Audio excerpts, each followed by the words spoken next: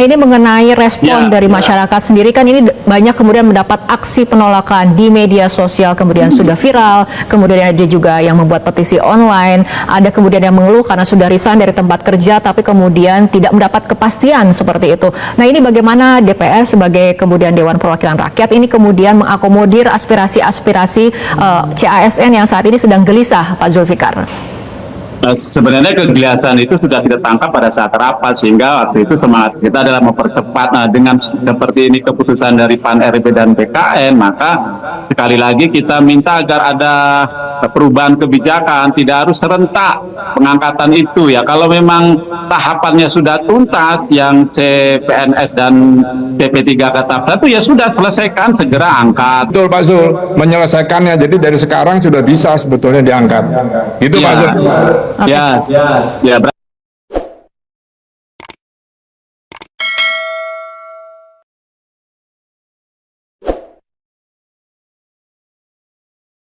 Selamat sore Pak Zulfikar, selamat sore Pak Agus. Selamat sore Fikri, selamat sore Pak Agus. Baik, saya akan ke Pak Zulfikar terlebih dahulu. Pak Zulfikar, sebetulnya penundaan pengangkatan CASN ini apakah merupakan hasil keputusan rapat antara Komisi 2 dengan Kemenpan RB? Fitri, mestinya diundang satu lagi dari Kemenpan RB atau BKN ya, karena semangat kita di Komisi 2 waktu rapat itu berdasarkan kesimpulan yang kita dapat dari pendapat dan pandangan teman-teman Komisi 2, kita itu maunya mempercepat, ya, mempercepat penataan dan penyelesaian, dan waktu yang kita berikan itu adalah waktu untuk batas akhir penataan dan penyelesaian tersebut, bukan waktu dimulainya gitu. Ini kelihatannya ada perbedaan pemahaman yang mengimplementasikan hasil rapat tersebut. Demikian Fitri. Oke, tapi kemudian sampai Menteri ini menegaskan bahwa penyesuaian jadwal pengangkatan CASN 2024 ini merupakan keputusan bersama antara pemerintah dengan DPR RI. Artinya ada salah tafsir atau bagaimana Pak Zulfikar? Ya, keputusan bersamanya sebenarnya kan kalau kita ikuti proses rapat itu adalah mempercepat penataan dan penyelesaian, dan sekali lagi waktu yang kita berikan itu adalah batas akhir penataan dan penyelesaian itu, bukan dimulainya, termasuk dimulainya pengangkatan. Kalau kita sih maunya, kalau memang tahapan itu sudah selesai, yang CPNS maupun CP3K tahap 1 yang saat ini sudah pengisian daftar ibu dan pengusulan NIP, ya sudah di SK-kan saja. Kan Maret ini ya yang formasi 2004 itu yang tahap 1 dan PNS itu. Mestinya kan April atau Mei sudah keluar tuh pengangkatannya. Lalu yang tahap 1 juga kalau memang harus Juli ya Juli keluar, begitu Fitri. Tidak diserentakkan CPNS itu 1 Oktober 2025 dan CP3K 1 Maret 2026. Ya berangsur-angsur saja gitu. Oke. Baik, Pak Agus, apabila kita lihat ini nampaknya ada perbedaan pandangan antara dari Menpan RB dengan Komisi 2 DPR sendiri. Ini menurut Anda seperti apa? Karena kan sebetulnya para CASN ini sudah terlanjur kemudian gelisah, resah mendengar kemudian adanya informasi mengenai penundaan pengangkatan. Ya, bagus Pak Zul. Saya senang kalau ada perbedaan. Kalau nggak ada perbedaan, ngikut ngekor aja terus, kita masyarakat tidak suka Pak. Jadi perbedaan itu bagus dan itu harus diteruskan. Nah, terkait dengan CPNS ini, ya ngapain diundur dulu? Tapi saya menduga pasti karena pemekaran kementerian, institusi, ya itu lalu dampaknya kepada positioning dari masing-masing CPSN. Karena mau kemana dia, mau ditaruh di institusi mana, lembaga mana, pemerintah daerah mana. Kan ada pemekaran juga. Kemudian terkait dengan gaji, dengan anggaran. Jadi pasti Bu Rini juga memikirkan hal itu, gimana caranya, belum jelas nih dari Kementerian Keuangan. Kan pengalaman saya menyatukan 2 kementerian 10 tahun yang lalu, itu perlu waktu 1 sampai 2 tahun baru beres. Nah ini kan baru berapa bulan, pasti kelabakan semua, termasuk Menteri Keuangan dan Sekretariat Negara. Jadi ya seperti ini sekarang, ya korbannya adalah para CPNS dan P3K ini. Nah saya mendukung Pak Zul, Pak jangan menurut saja Pak, Bapak harus punya pendapat dalam hal ini. Itu. Oke, Pak Zulfikar, nah ini mengenai respon dari masyarakat sendiri kan ini banyak kemudian mendapat aksi penolakan di media sosial, kemudian sudah viral, kemudian ada juga yang membuat petisi online, ada kemudian yang mengeluh karena sudah resign dari tempat kerja tapi kemudian tidak mendapat kepastian seperti itu. Nah ini bagaimana DPR sebagai kemudian Dewan Perwakilan Rakyat ini kemudian mengakomodir aspirasi-aspirasi CASN yang saat ini sedang gelisah, Pak Zulfikar?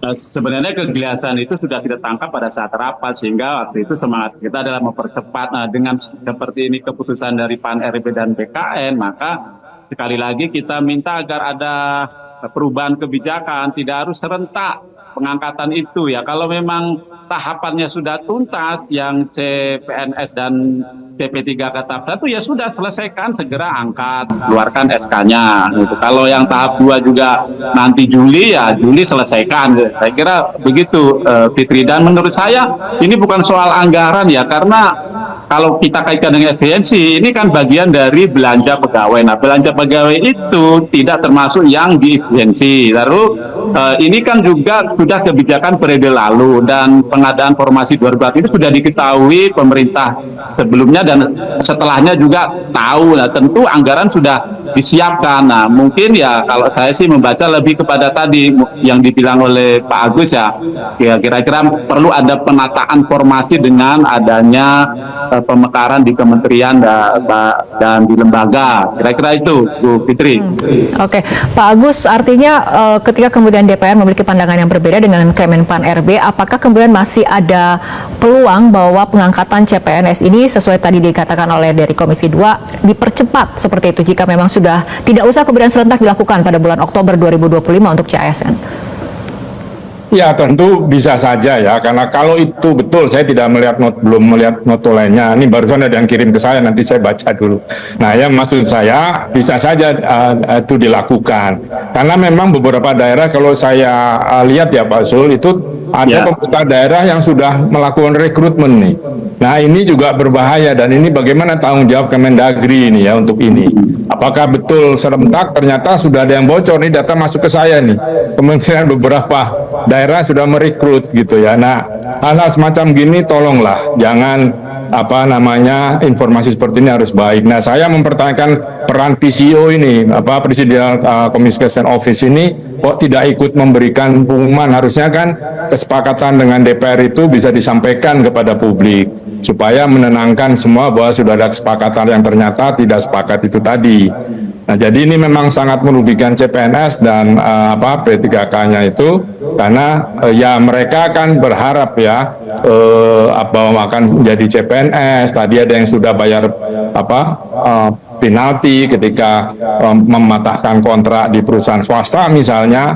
Nah, ini juga perlu diperhatikan, ini harus ada emergency exit-nya supaya masyarakat tidak terlalu dipojokkan. Kita ini semua sudah dipojokkan terus oleh pemerintah gitu ya. Jadi mohon bisa dipikirkan, Pak Zul bisa panggil lagi kemungkinan Bu Rini untuk coba membahas tadi, mengembalikan apa yang sekarang ini bertebaran di publik.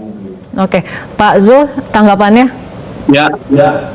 Ya, saya setuju. Justru itu saya selalu bilang agar kebijakan itu bisa dirubah lah. Kalau memang sudah selesai pembekasannya, dalam hal ini pengisian data riwayat hidup dan pengusulan NIP-nya, ya segera saja diangkat, berangsur-angsur saja. Dan perlu kita tegaskan lagi bahwa waktu yang kita berikan itu adalah batas akhir ya penataan dan penyelesaian, bukan dimulainya.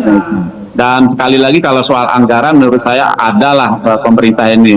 Apalagi ini kan untuk yang akan membantu Presiden, membantu Menteri bekerja ya, ASN ini kan, baik PNS maupun P3K sebagai pelaksana kebijakan publik dan pelayan masyarakat. Nah, kalau kita pun tidak bisa memastikan nasib mereka, nah bagaimana nasib yang akan dilayani dan yang akan mendapatkan dampak dari pelaksanaan kebijakan itu. Mudah-mudahan dengan kita hadir di Metro TV, diundang di Metro TV ini, dan semakin banyaknya yang menyampaikan aspirasi dengan berbagai bentuk, pemerintah bisa merubah kebijakan serentak pengangkatan itu. Kalau memang bisa berangsur-angsur, ya lakukan berangsur-angsur saja sesuai dengan proses yang sudah dikerjakan oleh teman-teman CPNS dan CP3K. Demikian, Fitri.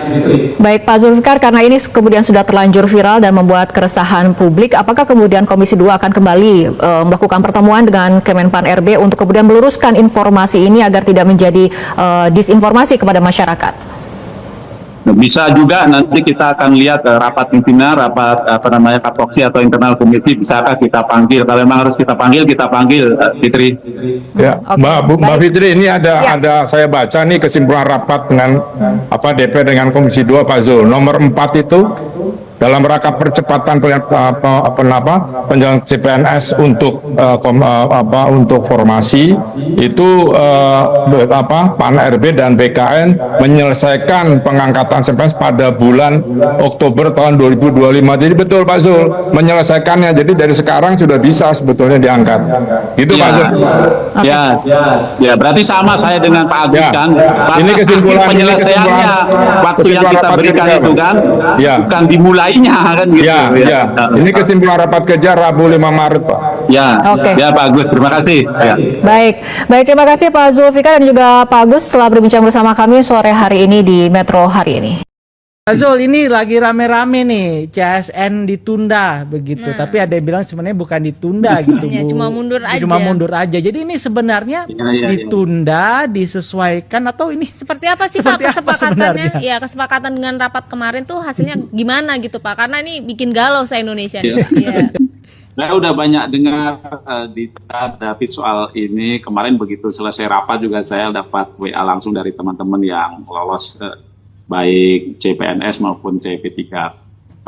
Ya. Yang jelas kalau kita ikuti rapat dari awal sampai akhir, aspirasi teman-teman Komisi 2 itu sebenarnya ingin mempercepat, maka itu ya yang disimpulkan ya. Kalau kalimatnya itu kan mempercepat penataan bla bla bla bla bla dan penyelesaian di bulan.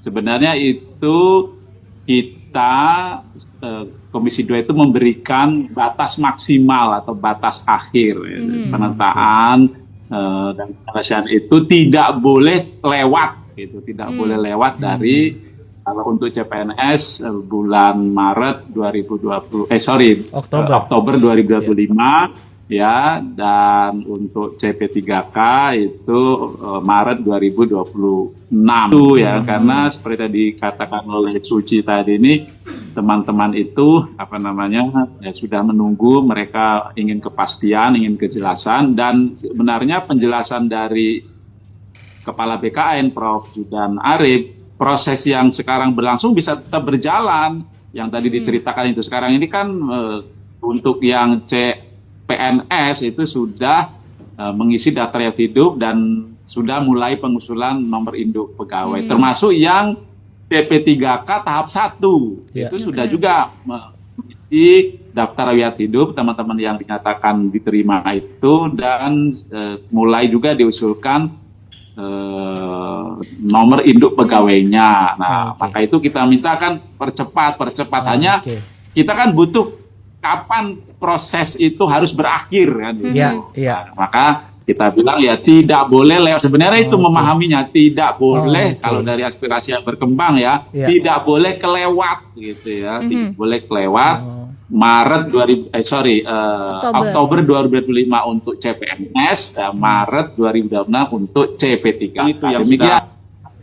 Selesai mengisi daftar riwayat hidup, yang sudah mulai pengusulan nomor induk pegawai gitu, dan memang ke depan kita akan pastikan, kita awasi terus agar kalau yang sudah tuntas semuanya ya segera diangkat saja, segera dikeluarkan SK-nya, segera dilantik, segera dapat tadi bahasanya Dita itu TMT ya kan, tanggal masa tugas gitu. Nggak perlu mengambil waktu maksimal ya. Demikian Dita.